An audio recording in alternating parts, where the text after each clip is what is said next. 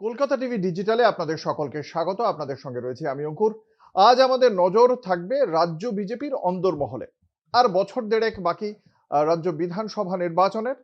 তার আগে যদি রাজ্য বিজেপির অন্দরমহলের দিকে আমরা একবার তাকাই, তাহলে দেখতে পাবো 2021-এর বিধানসভা নির্বাচনের পর থেকে বিভিন্ন সময় একে একে বিজেপি বিধায়করা তৃণমূল কংগ্রেসে যোগদান করেছেন, এবং এই মুহূর্তে বিধায়ক সংখ্যা ঠিক কত সম্ভবত রাজ্য বিজেপিও সঠিক করে নিশ্চিত করে বলতে পারবে না। সর্বশেষ গত এপ্রিলে আমরা দেখেছি সুমন কাঞ্জিলাল উত্তরবঙ্গের বিধায়ক, তিনি শাসক দলে যোগদান করেছেন এবং তাকে পাবলিক অ্যাকাউন্টস কমিটির চেয়ারম্যানও করা হয়েছে।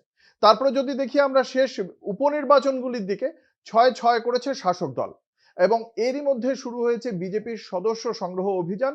যে সদস্য সংগ্রহ অভিযানে নির্দিষ্ট সময়সীমার মধ্যে লক্ষ্যমাত্রার ধারে কাছেও পৌঁছতে পারেনি রাজ্য বিজেপি নেতৃত্ব, এবং এর সঙ্গে সঙ্গে যুক্ত হয়েছে পরিষদীয় দলের ভূমিকা। যে পরিষদীয় দলের নেতা, বিরোধী দলনেতা শুভেন্দু অধিকারী, সব মিলিয়ে শুভেন্দু অধিকারীর যে ভূমিকা, সেই মূল্যায়নও কিন্তু কেন্দ্রীয় নেতৃত্বের কাছে খুব একটা ভালো নয়। কেন এই অবস্থা, ঠিক কি মূল্যায়ন কেন্দ্রীয় নেতৃত্বের, জানবো। আমাদের সঙ্গে রয়েছেন আমাদের বিশেষ প্রতিনিধি অঞ্জন রায়। অঞ্জনদা, ঠিক কেন্দ্রীয় নেতৃত্বের এই বিষয়ে মূল্যায়নটা ঠিক কি? দেখো, এক কথায় যদি বলো, প্রথমেই বলবো ভালো নয়। কারণ কেন্দ্রীয় নেতৃত্ব বুঝছে যে পরিষদীয় দল যেভাবে চলছে সেটা একদমই ঠিকভাবে চলছে না। কিছুটা গোষ্ঠী নিয়ে বিরোধী দলনেতা চালাচ্ছেন, এবং একটা অংশের বড় বিধায়ক তারা অত্যন্ত অখুশি। তাদের সঙ্গে কথা বলেন না বিরোধী দলনেতা, তাদের কোনো আন্দোলনে ডাকেন না। তুমি জানবে যে কয়েকদিন আগে রাজ্য বিজেপি অফিসে একটা বিধায়কদের নিয়ে বৈঠক ছিল, সেটাও কেন্দ্রীয় নির্দেশে বৈঠক ছিল। ৬৬ জন বিধায়কদের মধ্যে মাত্র ৩৪ জন উপস্থিত ছিলেন। অর্থাৎ বুঝতে পারছো যে কতগুলো বিধায়ক এরকম কেন্দ্রের নির্দেশে বৈঠকে অনুপস্থিত। এই সাহসটা তারা পাচ্ছে কি করে? এই পাওয়ার জায়গাটায় হচ্ছে একটা অবিশ্বাসের বাতাবরণ পরিষদীয় দলের মধ্যে তৈরি হয়েছে, যে বাতাবরণটা কেন্দ্রীয় নেতৃত্ব ভালো চোখে দেখছেন না। তাদের কাছে কিন্তু খবর আছে যে 2026-এর ইলেকশনের আগে কেউ কেউ শাসক দলে যোগ দিতে পারে। তারা আপ্রাণ চেষ্টা করছে যে পরিষদীয় দলকে এক রাখার, কিন্তু তারা পাচ্ছেন না। এই যে এক রাখতে পারছেন না, মানে এটা কি পরিষদীয় দলের যে মানে যারা বিধায়করা রয়েছেন, তারা কি তার মানে বিরোধী দলনেতাকে নিয়ে অসন্তুষ্ট, নাকি ক্ষোভটা অন্য কোনো জায়গায়? না, একদম স্পেসিফিক যদি বলো, বিরোধী দলনেতাকে নিয়ে তারা অসন্তুষ্ট, এবং কিছুটা ইন্ডিভিজুয়ালিস্টিক বলতে পারো। মানে এককেন্দ্রিকতায় বিরোধী দলনেতা চলে, সবার সঙ্গে তালমিল করে আলোচনা করে কিছু করে না, এই একটা অভিযোগ আছে। এবং এই অভিযোগটা মূলত যারা পুরনো বিজেপি, আরএসএস করা বিজেপি, তাদের পক্ষ থেকে এটা তোলা হচ্ছে, এবং তারা সেটাকে কেন্দ্রীয় নেতৃত্বকে কিন্তু জানাচ্ছে বারবার করে। এবং এর ফলে যেটা হয়েছে যে বিরোধী পরিষদীয় দলের মধ্যে একটা অস্থিরতা তৈরি হয়েছে, একটা অবিশ্বাসের বাতাবরণ তৈরি হয়েছে, যেটা ভালো চোখে দেখছে না কেন্দ্রীয় নেতৃত্ব। তুমি জানো যে রাজ্যের শুভেন্দু অধিকারীর নেতৃত্বে যে বিরোধী দল আছে, তার সঙ্গে রাজ্য বিজেপির যে কমিটি আছে, কার্যত কোনো যোগাযোগ নেই। শুভেন্দু অধিকারীর মতন চলে, রাজ্য বিজেপির মতন চলে। সব বৈঠকে রাজ্য বিজেপির যে নেতৃত্বের থাকা দরকার, সেখানে অধিকাংশ সময় দেখা যায় শুভেন্দু অধিকারী আসেন না। কারণ তিনি মনে করেন পরিষদীয় দলের নেতা হিসাবে, বিরোধী দলের নেতা হিসাবে তার দায়িত্ব সবসময় সব বৈঠকে যাওয়া নয়। ফলে এই নিয়ে একটা বিতর্ক দীর্ঘদিন ধরে বিজেপির মধ্যে রয়েছে, কিন্তু কেউ তাকে কিছু বলতে সাহস পায় না। এবার কেন্দ্রীয় নেতৃত্ব সচেষ্ট হয়েছে, কারণ তাদের কাছে খবর যে পরিষদীয় দল কিন্তু ভেঙে যেতে পারে। সেই কারণেই তারা সচেষ্ট হয়েছে, তারা পরিষদীয় দলের সঙ্গে বৈঠকে বসবে। এবং আমার কাছে খবর যে সামনের মাসে সম্ভবত কেন্দ্রীয় পর্যবেক্ষণ সুনীল বানসাল আলাদা করে বিধায়কদের সঙ্গে এককভাবে বৈঠকে বসার চেষ্টা করবে। সেক্ষেত্রে অঞ্জনদা, এরই মধ্যে তো সদস্য সংগ্রহ অভিযান চলছে, যেটা এখনো পর্যন্ত আমরা যা কলকাতা টিভি খবর করেছে, সেইখানে দেখতে পাচ্ছি যে এখনো পর্যন্ত তারা তাদের লক্ষ্যমাত্রাকে ধারে কাছেও যেতে পারেনি। সেই অর্থে সেটা নিয়েও নিশ্চয়ই মূল্যায়ন করবে কেন্দ্রীয় নেতৃত্ব। তার রেজাল্টটা কি আসছে এখনো পর্যন্ত? দেখো, মূল্যায়ন শুধু করবে না, ইতিমধ্যে যা চিত্র উঠে এসছে, 1 কোটি টার্গেট ছিল, সেখানে তারা এই মুহূর্তে দাঁড়িয়ে আছে 26,90,000 এবং সবচেয়ে খারাপ পারফরমেন্স হচ্ছে সাংসদ এলাকায় এবং বিধায়কদের এলাকায়। কেন্দ্রীয় নেতৃত্ব বারবার করে বলেছেন যে বিধায়করা এলাকায় যায় না, মানুষের সঙ্গে কথা বলে না, জিতে তারা নিজেদেরকে বিরাট মনে করেন, তার ফলে সদস্য সংগ্রহের হার ক্রমশ খারাপের জায়গায় গেছে। তাহলে এই যে লোকসভায় যে বিজেপি যে কটা আসনই পাক, এই 12টা আসনের মধ্যে সেখানে বিজেপি তো একটা ভালো পার্সেন্টেজ পেয়েছিল বলে তারা দাবি করেছিল যে তাদের ভোট অ্যাটলিস্ট কমেনি।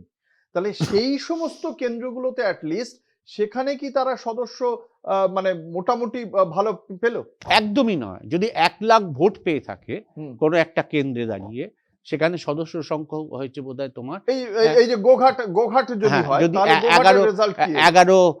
11,000 এইরকম আমরা একটা। সেই চিত্রই দেখাচ্ছি দর্শকদের যে গোঘাট লোকসভায় বিজেপির ভোট ছিল 1,02,750। সেখানে ডিসেম্বরে যখন সদস্য সংগ্রহ হচ্ছে সেখানে সদস্য সংগ্রহ 7,920। অর্থাৎ এটা তো অনেক কম। এবং এতটা মানে যে ভোট তার ধারে কাছেও পৌঁছতে পারছে না কেন? পৌঁছতে পারছে না, মানুষের সঙ্গে সংযোগ নেই।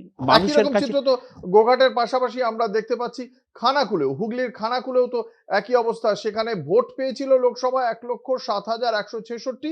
অন্যদিকে ডিসেম্বরের সদস্য সংগ্রহ অভিযানে গিয়ে দেখতে পাওয়া গেছে মাত্র 13,545 জন সদস্য এখানে বিজেপির সদস্য পদ চেয়েছেন বা তারা সদস্য করতে পেরেছে রাজ্য বিজেপি। এই কোথায় 1,07,000, কোথায় 13,545। তোমাকে আরেকটা শুভেন্দু অধিকারীর জায়গা নন্দীগ্রাম, সেখানেও তো পরিস্থিতি একেবারেই খারাপ। 1,12,110 ভোট পেয়েছিলেন সেই সময় নন্দীগ্রামের, এবং সেখানে সদস্য সংগ্রহ হয়েছে 11,000। 10%ও নয় সেই অর্থে। হ্যাঁ, তোমাকে এইখানে আরেকটা জিনিস বলি, এই যে গ্রাফিক্সটা দেখছো, এটা ডিসেম্বরের সেকেন্ড যে গ্রাফিক্সটা, মানে পুরো 66টা 66 লোকসভা বিধানসভার যারা এমএলএ আছেন তাদের চিত্রটাকে তুলে পাঠিয়েছে কেন্দ্রীয় নেতৃত্বর কাছে এবং কেন্দ্রীয় নেতৃত্ব এটা চেয়েছে। আমার কাছে খবর 11ই ডিসেম্বরের এই চিত্র তুলে পাঠানো হয়েছে কেন্দ্রীয় নেতৃত্বের কাছে, যে কি অবস্থা, যে বিধায়করা এলাকায় কোনো কাজ করে না, যায় না, তার চিত্র দেখা যাচ্ছে এই সদস্য সংগ্রহের হারের মধ্য দিয়ে। এবং সত্যি কেন্দ্রীয় নেতৃত্ব খুব চিন্তায় আছে রাজ্য বিজেপি। উত্তরবঙ্গের শীতলকুচি সেই ভোটের সময় আমরা দেখেছিলাম গুলি চলার কারণে সংবাদের শিরোনামে এসেছিল। সেখানে একবার দেখে নিচ্ছি, বিজেপির ভোট পেয়েছিল 1,13,357। সেখানে ডিসেম্বরের সদস্য সংগ্রহ হয়েছে মাত্র 6,412। এতটা গ্যাপ। এবং এইটাই বারবার করে বলছে।